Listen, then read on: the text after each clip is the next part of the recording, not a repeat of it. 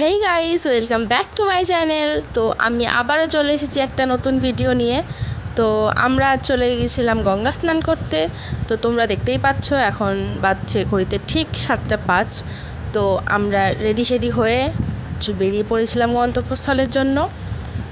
তারপর তোমরা দেখতেই পাচ্ছ আমরা টোটোতে উঠে পড়লাম, অ্যান্ড এই যে আমার বরমশাই আর দেবরছি। তো গাইস, তারপরে আমরা পৌঁছে গেলাম আমাদের গন্তব্যস্থলে, মানে গঙ্গা স্নান করার জন্য বহরমপুর রাধারঘাটে।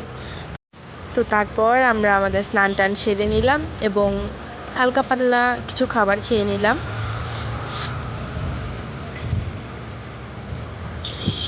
অ্যান্ড তারপর আমরা বেরিয়ে পড়েছিলাম আমাদের আরও একটি গন্তব্যস্থানে। তো এই জায়গাটা ছিল বহরমপুরের বিষ্ণুপুরের কালীবাড়িতে। তো আমরা বহরমপুর আসলে এই জায়গাটায় আসি এবং তারপরেই আমরা মাকে দর্শন করে নিলাম।